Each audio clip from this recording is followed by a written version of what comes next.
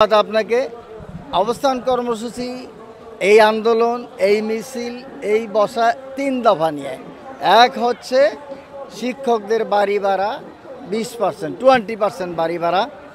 আইন অনুযায়ী বাড়ি ভাড়া হওয়ার কথা ছিল 45-50%, কিন্তু অর্থনৈতিক অবস্থার দিকে লক্ষ্য করে আমরা দাবি করছি বা শিক্ষা উপদেষ্টা অর্থ উপদেষ্টা ওয়াদা দিচ্ছেন শিক্ষকদের 20% বাড়ি ভাড়া, 15,000 টাকা মেডিকেল ভাতা, আর কর্মচারীদের 75% উৎসব ভাতা। এই তিন দাবিতে এই আন্দোলন। এর মধ্যে শিক্ষা উপদেষ্টা 5%-এর বাড়ি ভাড়ার কথা বলে একটা প্রজ্ঞাপন জারি করেছে। এই প্রজ্ঞাপন শিক্ষক সমাজ দেশবাসী এটা প্রত্যাখ্যান করেছে, এটা মানে না। শিক্ষকদের দাবি 20% বাড়ি ভাড়া, 1500 টাকা মেডিকেল ভাতা, কর্মচারীদের 75% উৎসব ভাতা। এই তিন দফা দাবিতে এটা দাবি মেনে না নেওয়া পর্যন্ত এই আন্দোলন চলছে এবং চলবে। এই আন্দোলনের সংহতি প্রকাশ করছে জামাত ইসলামী বাংলাদেশ শিক্ষা বিভাগ, এই আন্দোলনের সংহতি প্রকাশ করছে ঢাকা বিশ্ববিদ্যালয় বিবি সাদিক কায়েম সহ ইসলামী ছাত্র শিবির, এই আন্দোলনের সংহতি প্রকাশ করছে বিএনপির মহাসচিব, এই আন্দোলনের সংহতি প্রকাশ করেছে বিএনপির আরও কয়েক নেতা।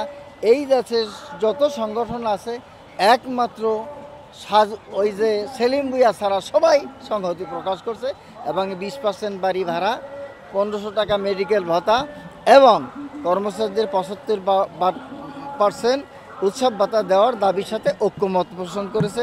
আমার দাবি, শিক্ষক সমাজের দাবি 20% বাড়ি ভাড়া, 1500 টাকা মেডিকেল ভাতা আর কর্মচারীদের 75% উৎসব ভাতা প্রদানের দাবি। এর সাথে সবাই একমত, আমি এই দাবি জানি। এর সাথে সরকারি টিচারদের 1 বছর পিআরএল আছে, 1 বছর, বেসরকারি নাই।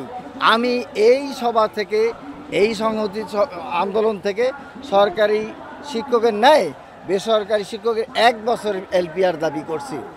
অবসরের 6 মাসের মধ্যে অবসর ও কল্যাণের টাকা প্রদানের দাবি জানাচ্ছি, যেটা হাইকোর্টের রায় আছে।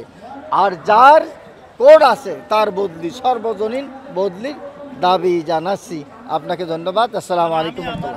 আপনার কাছে আরও কয়েকটি কোয়েশ্চেন। এর মধ্যে হচ্ছে আপনাদের এই অবস্থান কর্মসূচি মূলত কত তারিখ থেকে শুরু হয়েছে এবং এই অবস্থান কর্মসূচি আর কতদিন চলবে? এই যে আজকে 8 দিন না 9 দিন পর্যন্ত চলছে, তারিখটা দেখে বলতে হবে। আর এই দাবি পূরণ না হওয়া পর্যন্ত কন্টিনিউ চলতে থাকে। আমার আরেকটা প্রশ্ন যদি আপনার কাছ থেকে জানা, সেটা হচ্ছে যে এখন অনেকেরই প্রশ্ন, আসলে আপনাদের এই কর্মসূচি বা আপনাদের এই দাবিটা বিগত সরকারের আমলে কেন হলো না, আবার বর্তমান সময় কেন? থেকে আমরা যুগে যুগে এই দাবি করে আসছি। আমরা বেসরকারি শিক্ষক কর্মচারী ফোরাম এই দাবি করে আসছি। আমি বিশেষ করে 93 সন থেকে একটা দাবি করছি, প্রাইমারি স্কুলে এখন ধর্মশিক্ষক নাই, প্রত্যেকটি প্রাইমারিতে একজন করে ধর্মশিক্ষক নিয়োগ দাবি জানাচ্ছি। এখানে লক্ষাধিক শিক্ষকের চাকরি হবে। হাই স্কুলে একজন হেড মাওলানা ছিল, হেড মাওলানার পদ নাই, ফ্যাসিস্ট সরকার বাতিল করেছে। আমি হাই স্কুলে হেড মাওলানা নিয়োগের দাবি জানাচ্ছি। শিক্ষা সর্বস্তরে ধর্মশিক্ষা বহালের দাবি জানাচ্ছি। এই দাবি আমি, আমার সংগঠন আমরা করছি 93 থেকে। ইবতেদায়ী জাতীয়করণের দাবি 54 বছর যাবৎ হচ্ছে। কোনো দিন দাবি বন্ধ নাই, কেউ কর্ণপাত করতে নাই। দাবি করতে করতে করতে এমন এক পর্যায়ে গেছে যখন মাঠে নামতে বাধ্য হয়েছে, এটা সরকারি বাধ্য করাইছে। এই দাবি তো মাঠে থাকতো না।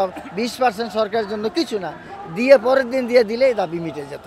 আপনাদেরকে তো গতকাল একটি প্রজ্ঞাপন জারি করছে যেখানে 5% বাড়ানো হয়েছে। এর পূর্বে আপনারা তো অনেক দিন যাবত আন্দোলন করে আসছেন, এর পূর্বে আর কখনো কি এরকম বাড়ানোর মানে সরকার এরকম পদক্ষেপ নিয়েছে? 100 টাকা থেকে 500 টাকা করে দিছে, 500 গুণ বাড়াই, 400 গুণ বাড়াই দিছে। এই একটা ধোঁকাবাজি, প্রতারণা, এইরকমই করছে। 100 টাকা থেকে 500 টাকা, এই আবার ওই যে 1000 টাকা, 500 টাকা বাড়িয়ে বলে 1500 টাকা। আবার এই মেডিকেল ভাতা 500 টাকা, 500 টাকা দিয়ে একদিনও মেডিকেল দেখানো যায় না। সর্বনিম্ন 600 বা 700 টাকা একদিন দেখাইতে, ওষুধ কিনবে দিয়া আর কি করবে, 1500 টাকা। এখানেও একটা। আচ্ছা, আপনার নাম এবং আপনি বর্তমান? আমি উপাধ্যক্ষ মোহাম্মদ আব্দুর রহমান, 2500 কল্লা কলেজের উপাধ্যক্ষ, বেসরকারি শিক্ষক কর্মচারী ফোরামের সহসভাপতি, সিনিয়র সহসভাপতি 1, অধ্যক্ষ উপাধ্যক্ষ ফোরামের মহাসচিব। অধ্যক্ষ উপাধ্যক্ষ ফোরাম বাংলাদেশ, সমগ্র বাংলাদেশ অধ্যক্ষ উপাধ্যক্ষ ফোরামের আমি মহাসচিব। আর সারা বাংলাদেশব্যাপী এই 5 লক্ষ শিক্ষকের সংগঠন বাংলাদেশ বেসরকারি শিক্ষক কর্মচারী ফোরামের সিনিয়র সহসভাপতি এক। ধন্যবাদ আপনাকে আমাদেরকে সময় দেওয়ার জন্য।